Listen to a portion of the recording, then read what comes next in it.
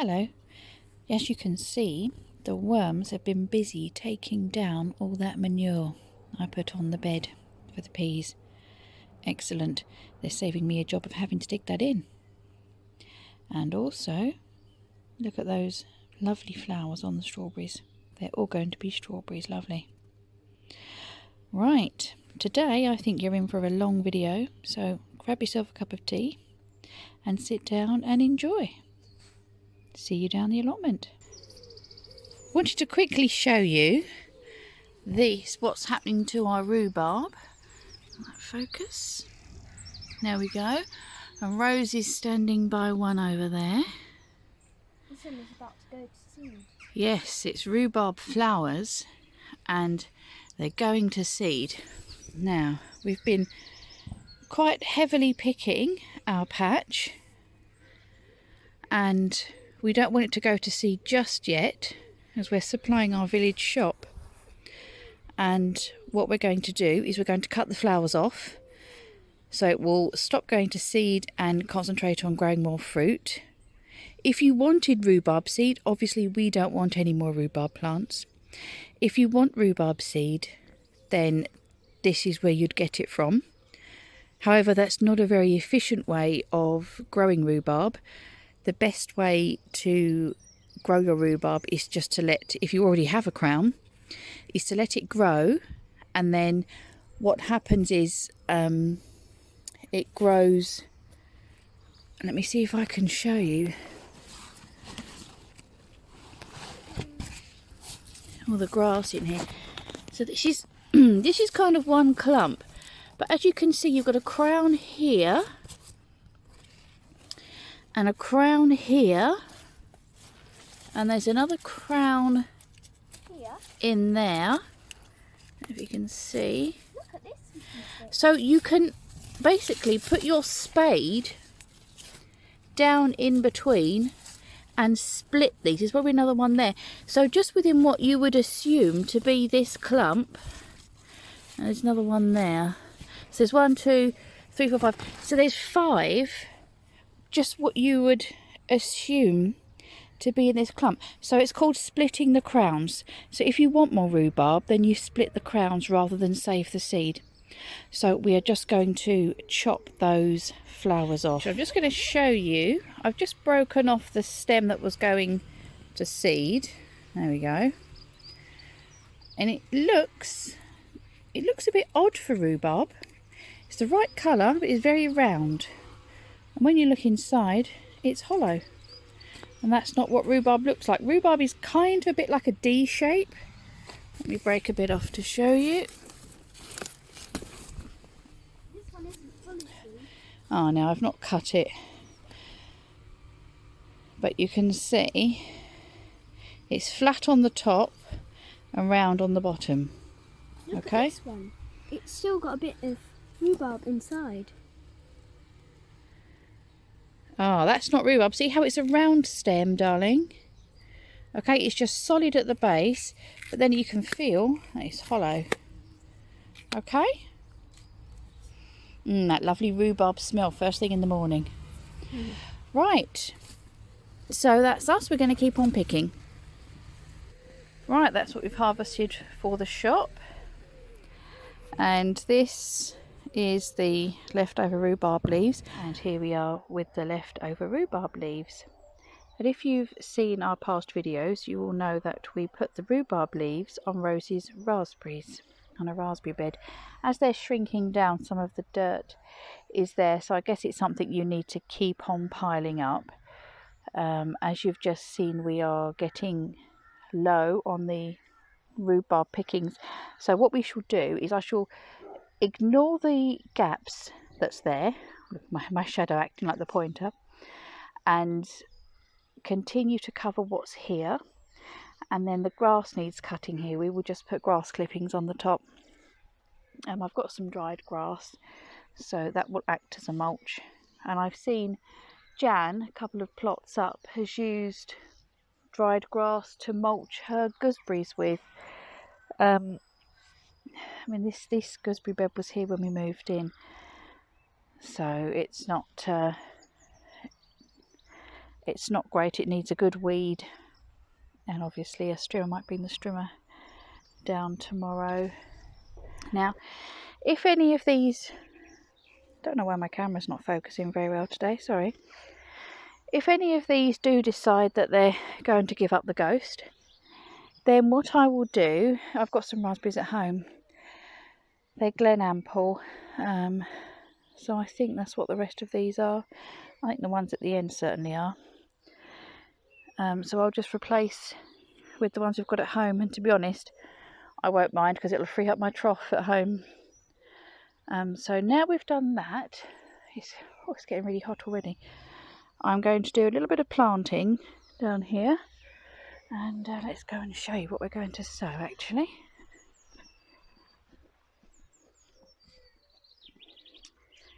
I've got some room left in this bed. So, peas I'm going to sow elsewhere, not down there. And I've got a couple of parsnips and turnips. We were given these seeds. I was given 2 lots of turnip seed, sorry. And we don't know that we've ever tried them. We don't know if we like them. So I'm going to plant a row, and we'll see. You know, we've got space to give a row a go. I'm just going to pop those in that bed. Now what I've done is this string here shows where I've planted up to so far. So I know I've planted up to here. So I've got a couple of rows there that I can put stuff in. Now I've done 2 rows of beetroot. Look, you can just see it's coming up.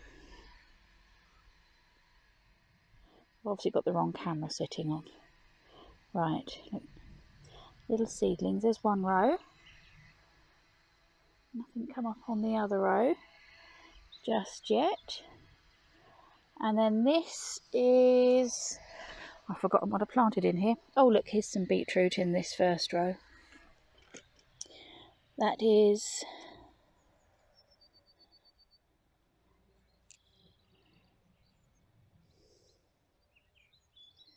oh, I can't see what it says. Oh no, that's a spaghetti squash. That says red onion, and I can see Rose has written something over the top, but I can't quite see what it is. I obviously asked her to do me a label, and didn't check that it had come out okay. But this is why it's good to have the plan at home, because then I can refer back there, because I know I wrote it in. Oh, I think it's rainbow chard. I think that's what I put in there. I will double check, and I'll amend that label. Right, let's clear these sticks off so we've got room to start planting. Right, that's the bed cleared, and I've put a second line in, and I've left a bit of a gap from that other line because I'm sure that's rainbow chard I've planted in this line.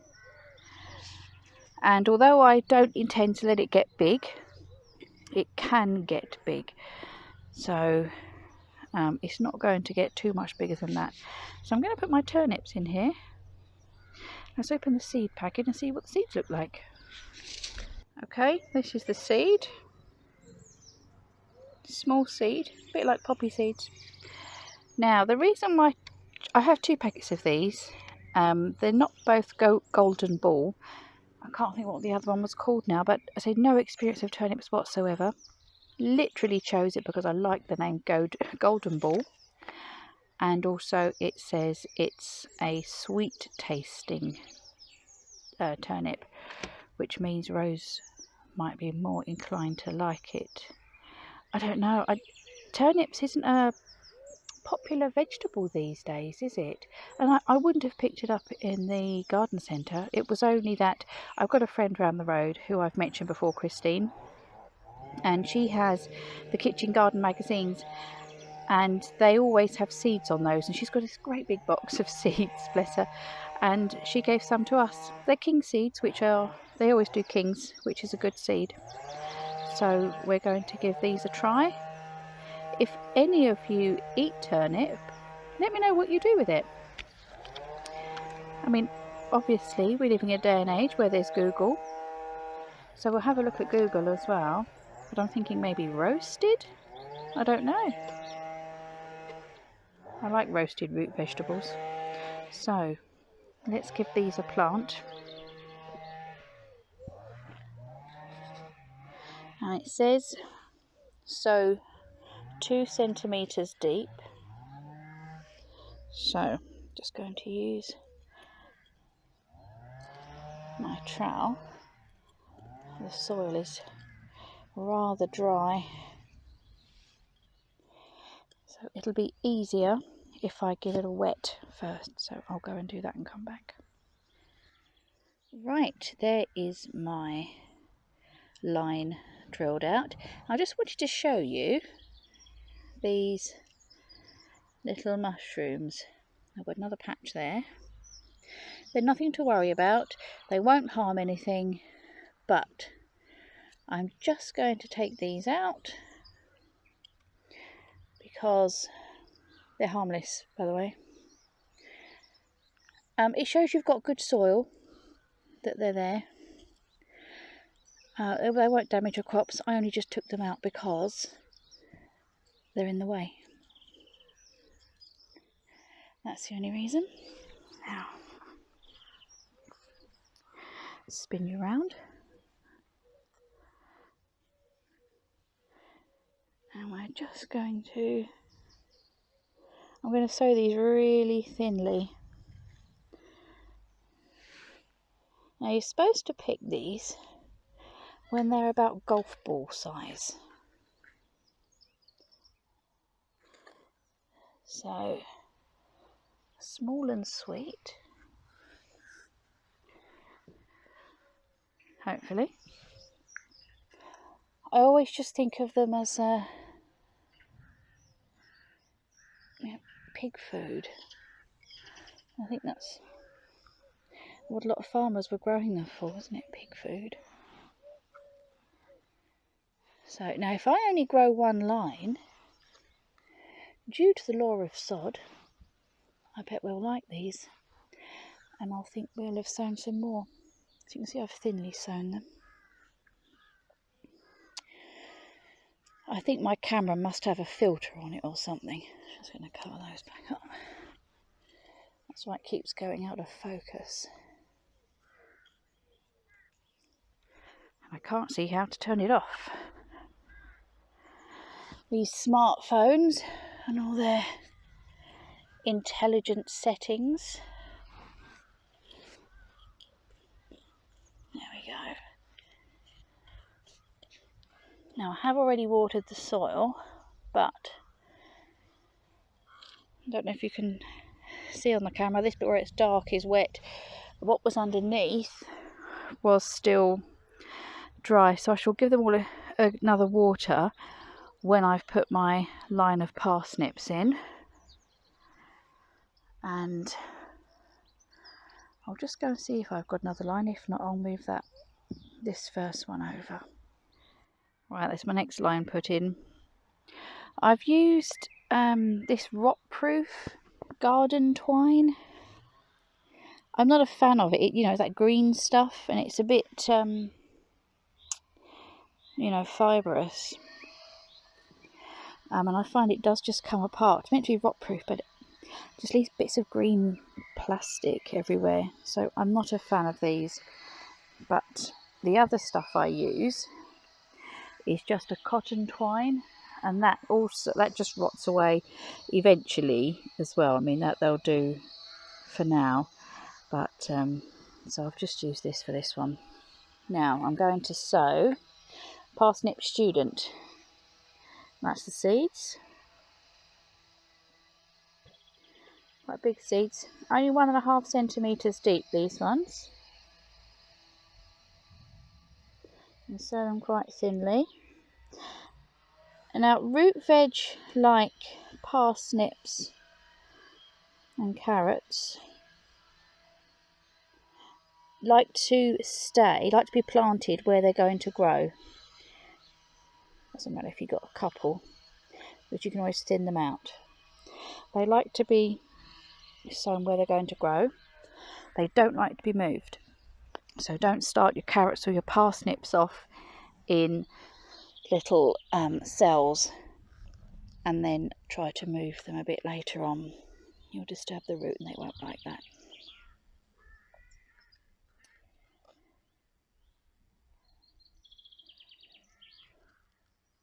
I hope these are going to do alright.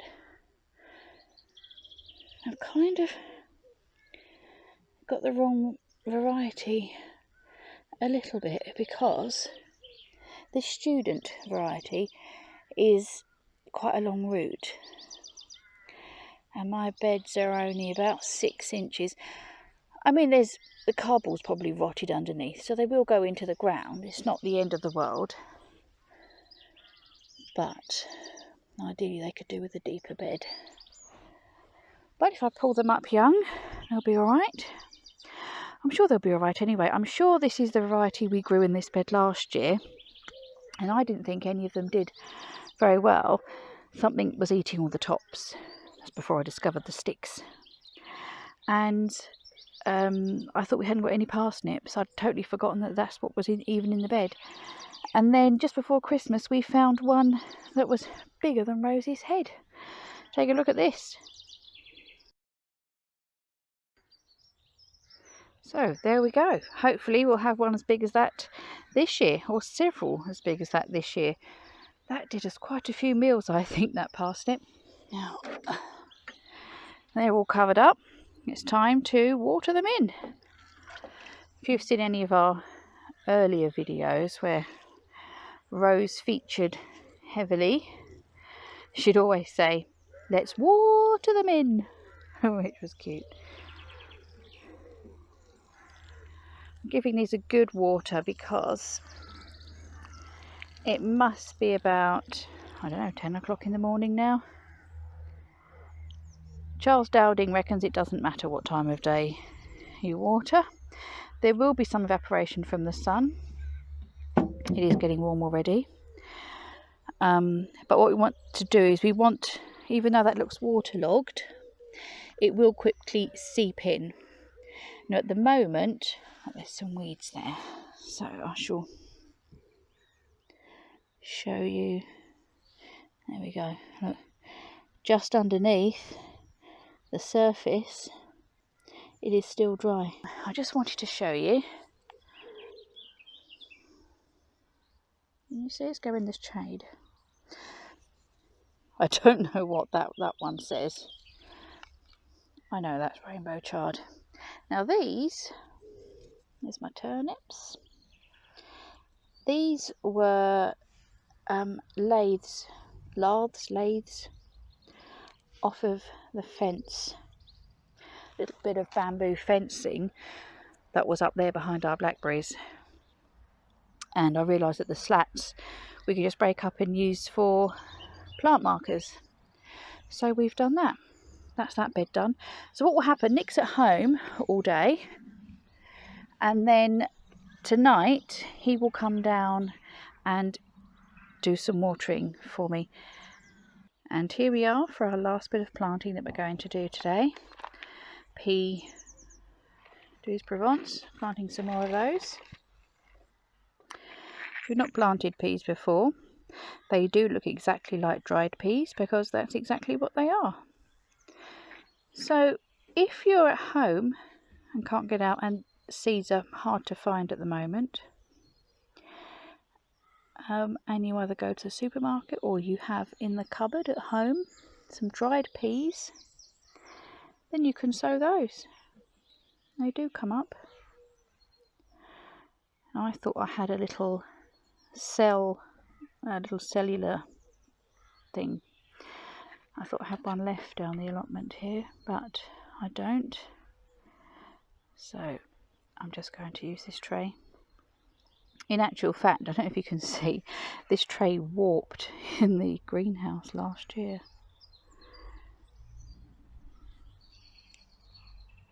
Sorry about the focus, keep going.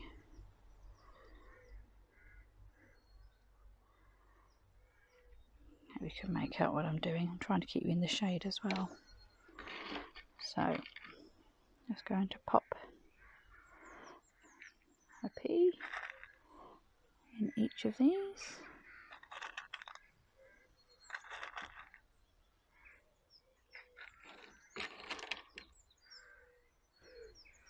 That's those all in. So I'm just going to cover them up.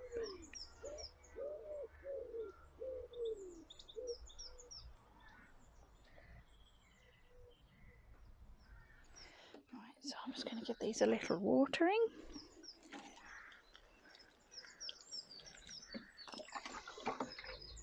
And I'm going to pick up the tray one-handed. Put these in the greenhouse.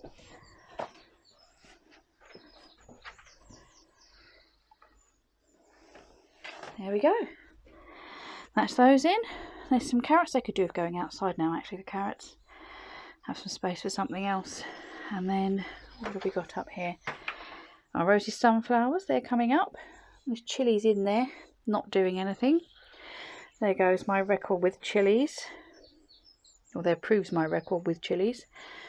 And here we've got 3 butternut coming up. Our pumpkins, look at those. And our basil. That's doing well. Hopefully we're going to use that to make some pesto. Now let me see if I've got any room on the ladder allotment for the carrots. Technically I do down the bottom, but carrot fly can get them if they're low down. So what I tend to do is have other stuff down the bottom there, and those 2 have carrots in them. So they're doing fine in the greenhouse. It's not too hot for them in there at the moment. I'm going to leave the door open today, and then when Nick comes down tonight to water, he will close it up for me. So that's it for the allotment. I'm just going to tidy up. Let's get our seeds. I shall go home and clean this up with a scouring pad. You can get rid of anything you've written on your labels before. So I shall do that. Do you know, it's a funny thing. They tend to do better, the labels, with pencil rather than Sharpie. It comes off if you put Sharpie on them. That stays on with pencil. And look at our sweet corn. Woohoo! Isn't that great? Now we have a bed sorted for it, but it is nowhere near ready. Let me show you. Oh dear, look at this. Can you even see where the edges are? It's along there and down here. This has been our potato patch, and this is why I like no dig, because it doesn't get into this state. And this is why I don't like rotavators. I understand they have their place, and I think it's mainly, we don't have one, so it's not something we can keep on top of. We have to wait until a good neighbour says, would you like to borrow our rotavator? And David down there has kindly offered, but that's going to need to be done soon. I mean, eventually we will convert all to no dig. I do love the raised beds. It really works out well for us.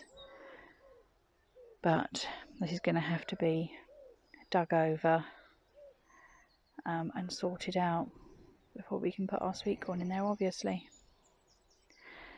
So I don't know when we're going to get that done. Maybe the weekend. Hopefully the weekend. Meant to be painting the kitchen though. So I don't want to wear Nick out. Maybe I can bribe him with a barbecue down here. Let's have a barbecue, do some digging. Okay, we are back at home. So I just quickly want to sow some beetroot. I did this the other day, but in case you've missed it, we're going to sow some more. We didn't do it in a trough last time. I've got a trough here. Now we are running low on compost, so we must be about a bit higher, about 4 inches of compost in there. So you don't need much, and I'm going to have this lot as baby beetroot. I'm going to pick them and pickle them. So this is what the seed looked like.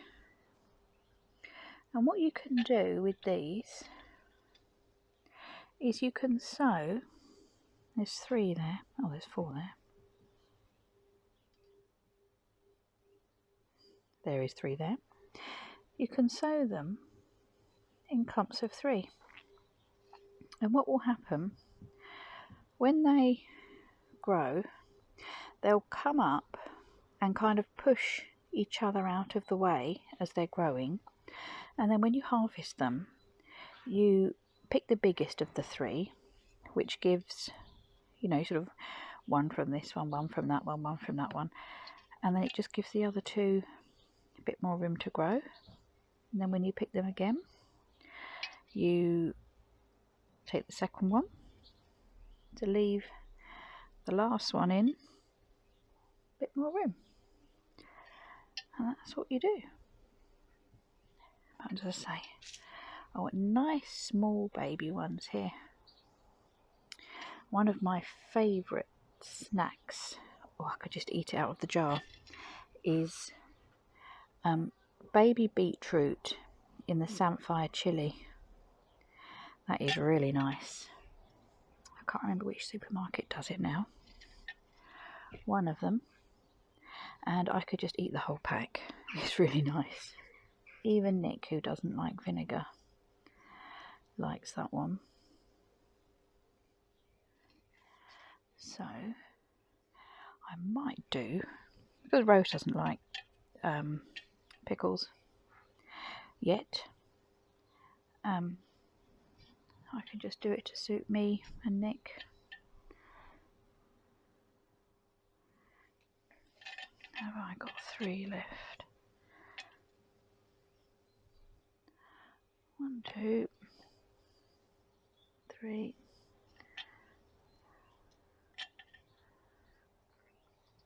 Right, so there we go. That's those in.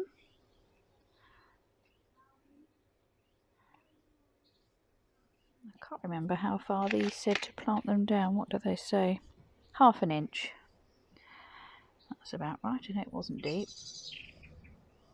There's our blackbird. Can you hear it on the microphone?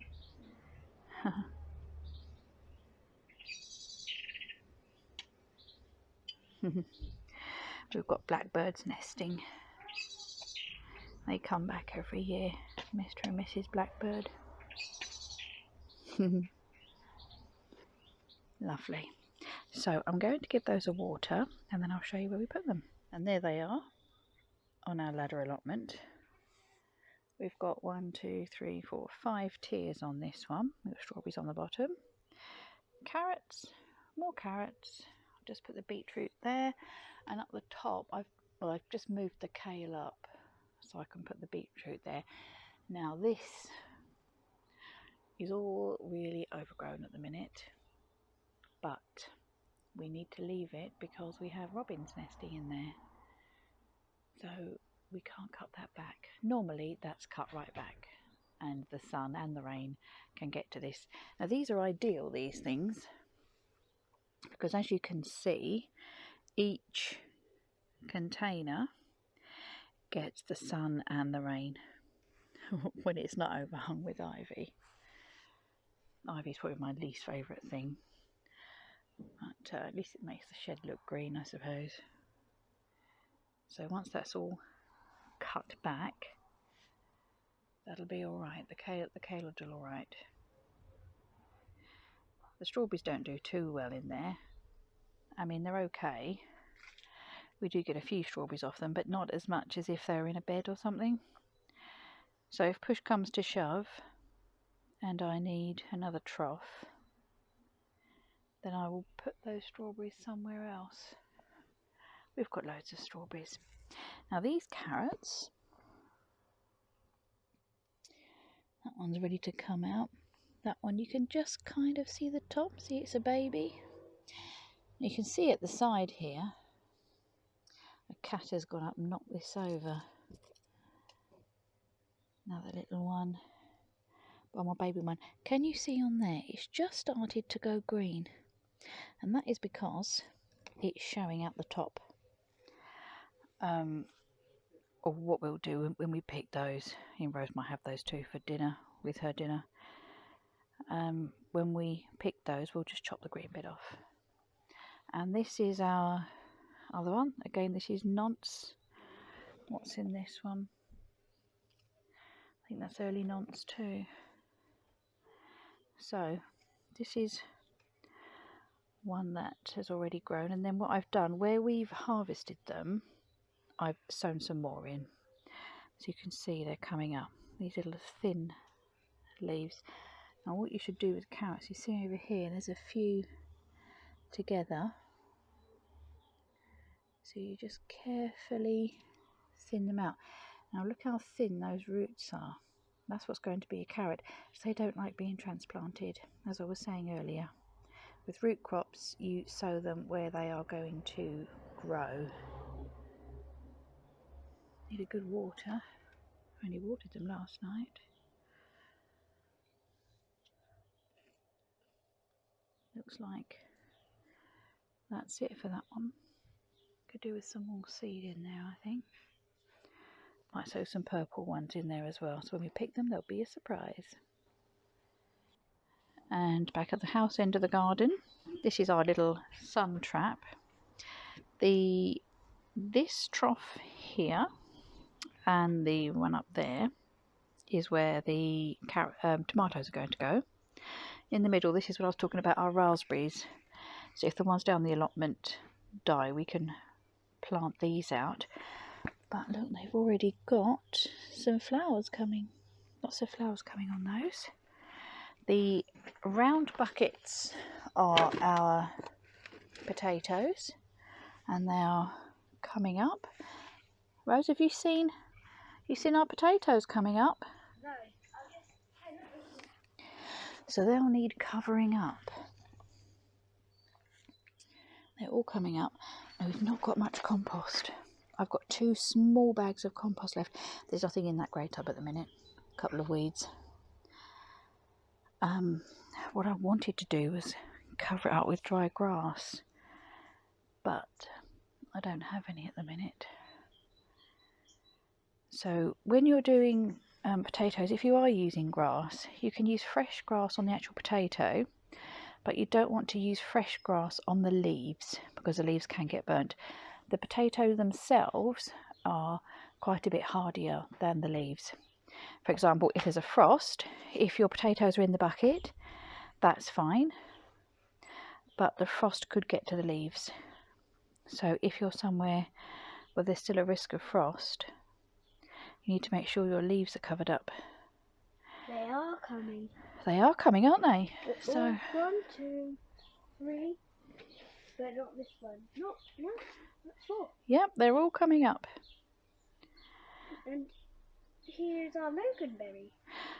That is another raspberry. Is it? Yeah, that's another raspberry. Our loganberry's at the other end. Oh. This is all our other stuff. So this one here is our pink blueberry lemonade. This is a normal blueberry. Look at this apple. Oh yeah, look, the apple's doing well. What variety is that? Is that... Pom. No, pom is just French. What variety is it? Braeburn. Braeburn. So it's a Braeburn. And this is my cobnut. And then lots of dianthus. I love dianthus plants. And then in here we've got our chocolate mint, which will still come. Yeah, it'll come back. Mint can look like it's dead and then it comes back, so we'll leave that. Can't see any wick at all. Can't see any green at the minute. That doesn't mean it's not wick, as they say in the secret garden. There's the loganberry. It's doing well. It is doing well. Don't fiddle with this one. This is my precious one. This is our yuzu. Oh dear. What's happened there? Caterpillars. Well, something's eaten it there. I don't know what that is. There are lots of thorns on it. It's not. Is it thorny? I think it is going to be a thorny one. It is. This needs a bigger pot. I've been hesitating planting it into a bigger pot because I like to bring it indoors in the winter. Although I've got a friend from Japan who says it's fine to leave them out. They're not. A bit of snow frost isn't going to harm it. But he's such a precious plant to me. I don't want to risk it. I'll have no choice when it goes into a bigger pot because I've only got a giant one to put it into. Although that will have to wait because we don't have the compost. So, as you can see, this one here, the one at the back there, the long one, isn't too bad, is going to need topping up. And I've only got 2 small bags of compost, like tiny bags of compost. So, I think 1 whole bag is going to be needed in that. I'll just top dress that one. Now, tomatoes are hungry feeders. So I'll put some feed in, some bloodfish and bone maybe. Mix that in the soil, both the soils, before I top it up with compost, just to make it a bit better. I didn't grow anything in this one last year, and that one was full of dandelions. So I don't mind Rose blowing the dandelion clocks at home. It doesn't take much to pick them up, and we can use the dandelion heads. So I'm going to make a salve with those, which is good for aching muscles. So look out for that video. I'll do a video on that. Now the plants behind, they're what the birds gave me. That's an orange poppy that comes up every year. And I love it and the bees love it, so I leave them there. Right, let's see what else we can do.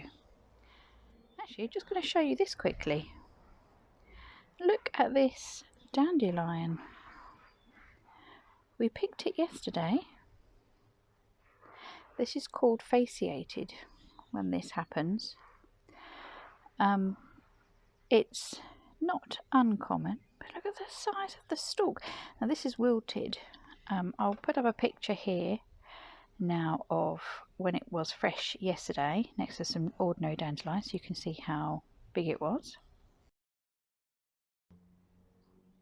There we go, and you can see that overnight the seeds have started to come, the clock heads. So fasciated isn't uncommon, but I've not seen such a big thick stem. As you saw, it looked even bigger yesterday. So some people think it's caused by weed killers and chemicals and things. Well, we don't use any of that in this garden, so or at the allotment, so definitely wasn't anything here, not blown from anywhere. So just a freak of nature, but a bit of interest for you there. Now I think we're going to top up those potatoes. Right, I've used a little bit of our compost. This is the little bag that we got. I've got 2 of these. And do you know what? It's not a bad compost. Came from one of the supermarkets a few weeks back. Not bad. I mean, it's not what we would call black gold, but it'll do. Certainly no stones or plastic in it like we have with... There's a spider in that one. I'm just going to avoid the spider. Sorry. Looks like I'm chasing him around the pot. Sorry, mister. Or missus. What's chasing around the pot? There's a spider in this pot. I did notice there was a web going across it. I'll give that raspberry That raspberry could do with topping up as well. I'll drink over here. Yeah, so no plastic or stones in that compost. Sorry, flitting about with subjects. That was the Levington with John Innes, 2 years on the trot. That's had stones and plastic in it. There's nothing in there, but I'll give this a water so it's not like dust. Yeah, 2 years on the trot. Problems with that one. And before the lockdown, I asked Nick to pick up some compost from B&Q. They were the big bags we had. So that's the Verve brand. I have to think of something to go in there. And a few people have noticed and said that the Verve compost has weed seeds in it this year. It's not normally bad, but I have noticed I'm picking up weeds. Right, I think I shall leave it there for today. Quick tidy up, sweep up, and time to do some lessons with Rose, I think. Think about what I'm going to grow in that grey container. What can I put in there? Maybe even some flowers. Rose has grown loads of flowers. She's even grown me some more dianthus, which is nice. Okay, if you've got any suggestions, let me know. Could always stick an extra tomato in there, I suppose. Okay, so I hope you're all safe and take care of each other, and we shall see you soon. Bye bye.